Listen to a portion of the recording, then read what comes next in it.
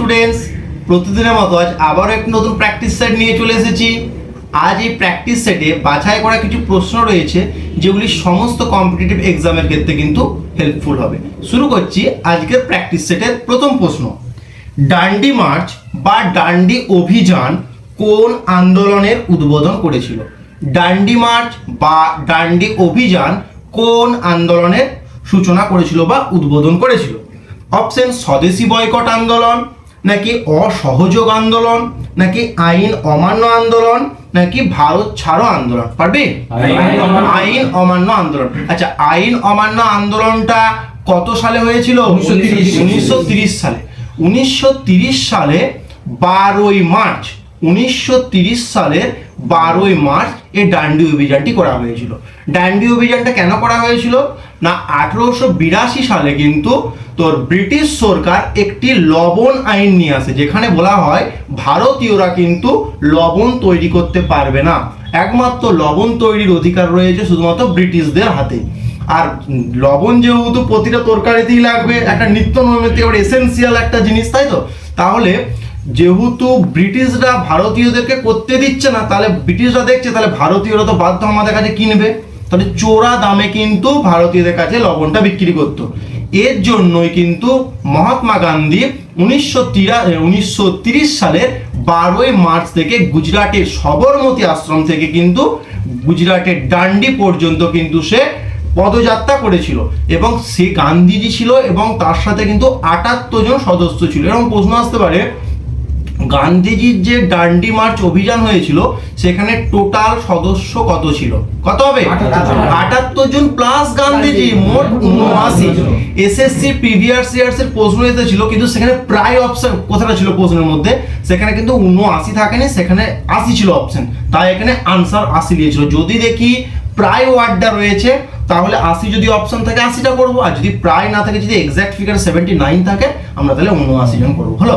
আচ্ছা, কত দিনের যাত্রা ছিল না, 12ই মার্চ থেকে 6ই এপ্রিল পর্যন্ত কিন্তু 24 দিন যাত্রা করেছিল। আচ্ছা, কত কিমি পথ অতিক্রম করেছিল? কত মাইল? 241 মাইল কিন্তু পথ সে অতিক্রম করেছিল। হলো? আর এই গুজরাটের যে সবরমতী আশ্রম থেকে স্টার্ট করছে যাত্রাটা, ওই গুজরাটের সবরমতী আশ্রম কিন্তু ওই মহাত্মা গান্ধীজি কিন্তু তৈরি করেছিল। আচ্ছা, এবার দেখি স্বদেশী বয়কট আন্দোলন কত সালে হয়েছিল? 1905 সালে। আর অসহযোগ আন্দোলন 1920 সালে, যেটা 1922 সালে উত্তরপ্রদেশের চৌরি চৌরা ঘটনার জন্য কি হঠাৎ করে প্রত্যাহার করল গান্ধীজি। আর ভারত ছাড়ো আন্দোলন 1942-এ, যেটাকে কি আগস্ট আন্দোলনও বলে, আর 42-এর আন্দোলনও কিন্তু বলে। নেক্সট প্রশ্ন, সৌরজগতের সবচেয়ে বড় উপগ্রহ কোনটি? সৌরজগতের সবচেয়ে বড় উপগ্রহ কোনটি? অপশন বলছে চাঁদ, নাকি গ্যানিমিড, নাকি টাইটান, নাকি ফোবস? পারবি? গ্যানিমিড হচ্ছে কিন্তু সৌরজগতের সবচেয়ে বড় উপগ্রহ। উপগ্রহ কি না, গ্রহর চারপাশে যেটা ঘুরে, যে জ্যোতিষ্কটা ঘুরে বা সেলেস্টিয়াল বডিসটা ঘুরে, সেটা কি বলা হয়? উপগ্রহ। তাহলে পৃথিবীর চারিদিকে কে ঘোরে? চাঁদ। তাহলে পৃথিবীর একটি ন্যাচারাল স্যাটেলাইট হচ্ছে কি? চাঁদ। আর এই যে গ্যানিমিড বৃহস্পতির চারিদিকে ঘোরে। বৃহস্পতির আরো অনেক উপগ্রহ রয়েছে, কিন্তু গ্যানিমিডটা হচ্ছে বৃহস্পতির যতগুলো উপগ্রহ রয়েছে তার মধ্যে তো বড়ই, এমনকি ওভারঅল পুরো সোলার সিস্টেমটা বা সৌরজগতের মধ্যেও কিন্তু এটা একটা বড় তোর উপগ্রহ। যদি বলা হয় বৃহস্পতির সবচেয়ে বড় উপগ্রহ কি? গ্যানিমিড। আর যদি বলে সৌরজগতের সবচেয়ে বড় উপগ্রহ, তখনও গ্যানিমিড হবে। এবার অপশন দিয়েছে তোর টাইটান। টাইটান কি শনির সবচেয়ে বড় উপগ্রহ, মাথায় রাখতে হবে, শনির সবচেয়ে বড় উপগ্রহ, কিন্তু সমগ্র সৌরজগতের কিন্তু নয়। সমগ্র সৌরজগৎ বললে কি হয়ে যাবে? গ্যানিমিড। আর যদি বলে শনির সবচেয়ে বড় উপগ্রহ টাইটান। আচ্ছা, ফোবস। ফোবস আর ডিমোস কার? মঙ্গলের উপগ্রহ। আচ্ছা, চাঁদ সংক্রান্ত কিছু আমরা এক নজরে একটু আলোচনা করব। চাঁদ সংক্রান্ত পড়াশোনাকে কি বলা হবে? সেলেনোলজি। আচ্ছা, আমরা এই পৃথিবী পৃষ্ঠ থেকে চাঁদের যে গোল অংশটা দেখতে পাচ্ছি, কতটুকু দেখতে পাই? 59%, 59% কিন্তু আমরা এখান থেকে দেখতে পাই, ভিজিবল হয়। আচ্ছা, চাঁদ থেকে পৃথিবীতে আলো আসতে সময় কত লাগে? 1.2 সেকেন্ড, কোনো বয়ে 1.3 সেকেন্ডও বলে। আচ্ছা, পৃথিবীর যে মাধ্যাকর্ষণ শক্তি চাঁদের মাধ্যাকর্ষণ শক্তি কিন্তু তার 1/6 হয়ে যায়। অর্থাৎ আমাদের পৃথিবীতে যদি কোনো একটা বস্তুর ওজন 60 কেজি হয়, সেটা চাঁদে নিয়ে গেলে তার ওজন হয়ে যাবে কত? 10 কেজি। অর্থাৎ 6 ভাগের 1 ভাগ হয়ে যায়। পৃথিবীতে যদি 6 ভাগ হয়, সেটা চাঁদে নিয়ে গেলে হয়ে যাবে তার 1 ভাগ হয়ে যাবে। আচ্ছা, এবার আকারের দিক থেকে করে নিই।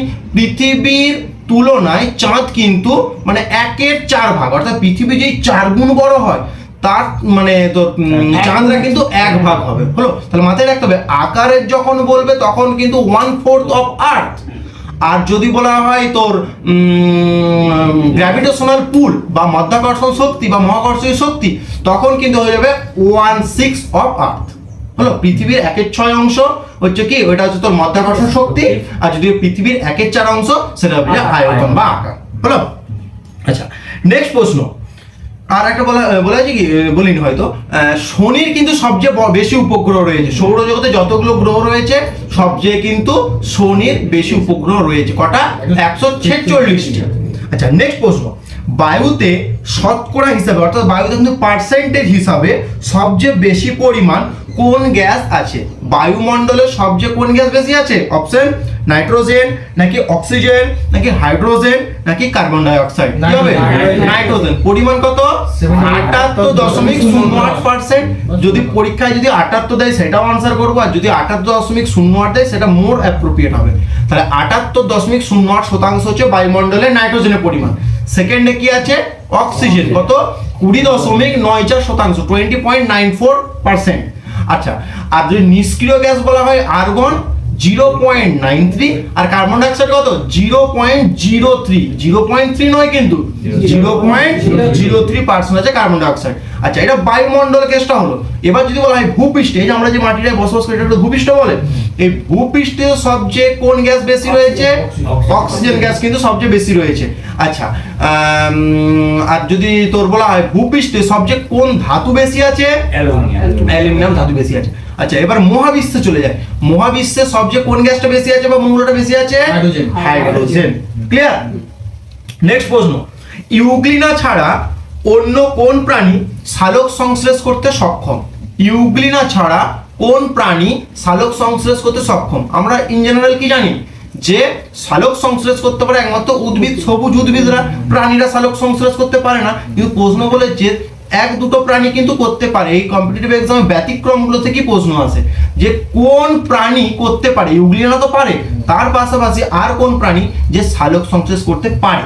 অপশন বলছে অ্যামিবা, নাকি মিউকর, নাকি ক্রাইস্যামিবা, নাকি নান অফ দিস, অর্থাৎ কোনোটি নয়। কি হবে? ক্রাইস্যামিবা। মাথায় রাখবো, ইউগ্লিনা আর ক্রাইস্যামিবা এই দুটি প্রাণী এমন যে তারা কিন্তু সালোক সংশ্লেষ করতে পারে। আচ্ছা, এই মাত্র আমরা জানলাম যে উদ্ভিদেরা সালোক সংশ্লেষ করতে পারে, কিন্তু কিছু কিছু উদ্ভিদ সালোক সংশ্লেষ করতে পারে না। ব্যতিক্রম থেকে প্রশ্নগুলো আসে, যেমন দেখ প্রাণীরা কিন্তু সালোক সংশ্লেষ করতে পারার কথা নয়, কিন্তু ইউগ্লিনা ক্রাইস্যামিবা পারে বলে এগুলো কম্পিটিটিভ এক্সামে খুব আসে। সেরকমই প্রাণী উদ্ভিদের কথা কিন্তু সালোক সংশ্লেষ করা, কিন্তু তারাও কিন্তু পারে না। সেরকম দুটো মাথায় রাখবি, ছত্রাক কিন্তু পারে না। আর কি তোর স্বর্ণলতা করতে পারে না বলেই তো গাছের ওপর বসবাস করছে পরজীবী, তার পুষ্টির একটা অংশ, তাই তো? তাহলে অন্য গাছের উপর নির্ভর করে। তাহলে যদি বলা হয় সালোক সংশ্লেষে অক্ষম উদ্ভিদ, কি হবে? ছত্রাক আর স্বর্ণলতা। আচ্ছা, যদি বলা হয় সালোক সংশ্লেষ করতে পারে কিছু ব্যাকটেরিয়াও পারে, সে কি বলবো তখন? রোডোসিউডোমোনাস আর ক্লস্ট্রিডিয়াম। কি না, ক্লস্ট্রিডিয়াম নয়, ভুল বললাম, ক্লোরোবিয়াম। রোডোসিউডোমোনাস আর ক্লোরোবিয়াম হচ্ছে কিন্তু সালোক সংশ্লেষ করতে পারা ব্যাকটেরিয়া। আচ্ছা, আর যদি বলা হয় এমন একটি উদ্ভিদের মূল বলো, আমরা কি জানি যে উদ্ভিদের পাতাতে সালোক সংশ্লেষ হয়, উদ্ভিদের মূলেতেও কিন্তু কিছু কিছু উদ্ভিদ তারা কিন্তু সালোক সংশ্লেষ করতে হয়। যেমন অর্কিড গাছ এবং গুলঞ্চ ফুল হয় না, ওই অর্কিড আর গুলঞ্চ গাছের ফুলেতেও কিন্তু সালোক সংশ্লেষ করতে পারে। হলো, আচ্ছা, নেক্সট প্রশ্ন। ভারতের রাষ্ট্রপতি কোন ভিটো ক্ষমতার অধিকারী নন? অর্থাৎ রাষ্ট্রপতি কোন ভিটোটা সে কিন্তু অ্যাপ্লাই করতে পারে না?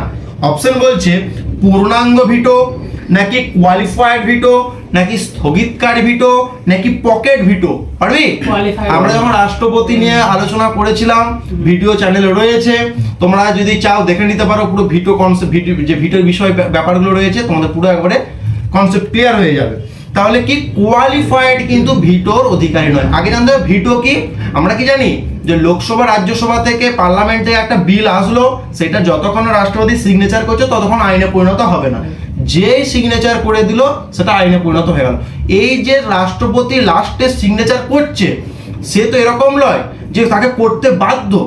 তা সে যদি চায় যে আমি এই বিলটাই সিগনেচার করব না, সেই ক্ষমতাটাকে বলা হয় ভিটো ক্ষমতা, যেটা ভারতীয় সংবিধানে রাষ্ট্রপতিকে দেওয়া হয়েছে। তাহলে ভিটো ক্ষমতা কি, কোনো বিলেতে রাষ্ট্রপতি সিগনেচার করতে যদি অসম্মতি দান করে বা সিগনেচার করবো না এরকম কোনো কিছু করতে চায়, মন্তব্য প্রকাশ করে, সেটাকে বলা হবে ভিটো। ভারতে 3 রকম ভিটো রয়েছে। কি কি? একটা হচ্ছে পূর্ণাঙ্গ ভিটো, অর্থাৎ পার্লামেন্ট বা লোকসভা রাজ্যসভা থেকে যে বিলটা পাস হয়ে আসছে সেটা আমার কাছে, ধর আমি রাষ্ট্রপতি, আমার কাছে এলো, আমি বললাম না আমি সিগনেচার করবো না, ডিরেক্টলি আমি বলে দিলাম যে আমি সিগনেচার করবো না, এটা পূর্ণাঙ্গ ভিটো। একবারে সরাসরি হচ্ছে আমি অসম্মতি দান করলাম, এটা হচ্ছে পূর্ণাঙ্গ ভিটো। আচ্ছা, তারপরে বলা হচ্ছে তো স্থগিতকারী ভিটো। স্থগিতকারী কি না, ধর আবার আমাকে রাষ্ট্রপতির কাছে, আমি রাষ্ট্রপতি, আমার কাছে ধর বিলটা এলো, আমি বললাম তোমাদের বিলটাই মনে হচ্ছে কোথাও ভুল আছে, তোমরা যাও আবার সংশোধন করে রেকটিফাই করে নিয়ে আসো, সংশোধন করে নিয়ে আসো। তাহলে এই যে আমি তাদের পাঠিয়ে দিচ্ছি, অ্যাকচুয়ালি কি আমার মোটিভ কিন্তু সই করা নয়, কিন্তু আমি তো ডিরেক্টলি বলতে পারছি না যে সিগনেচার করবো না। বলতে পারবো, যখনই বলে দেবো সেটা হয়ে যাবে কি পূর্ণাঙ্গ। আমি যে বলছি তোমরা একবার একটা সংশোধন করে আমার কাছে আবার নিয়ে আসো রেকটিফাই করে, সেটা হয়ে যাচ্ছে স্থগিতকারী, অর্থাৎ আমি কিছুক্ষণের জন্য স্থগিত করে দিতে পারছি ওই বিলটাকে।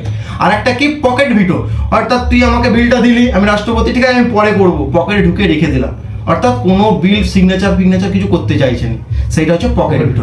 এই 3 প্রকার ভিটোর অধিকারী কিন্তু ভারতের রাষ্ট্রপতি হলো, কোয়ালিফাইড ভিটোর কিন্তু অধিকারী নয়। আচ্ছা, এখান থেকে প্রশ্ন আসতে পারে যে রাষ্ট্রপতি, আমি এই বললাম রাষ্ট্রপতি যে বিলটা আসছে সেটা সিগনেচার করতেও পারে নাও পারে, সেটা তার মনের উপর নির্ভর করছে, বা সে দেখবে যে সিগনেচার করাটা দরকার না দরকার নাই। দুটো বিল আছে যেটা কিন্তু রাষ্ট্রপতিকে সিগনেচার করতে বাধ্য। কেউ পারবি? বল।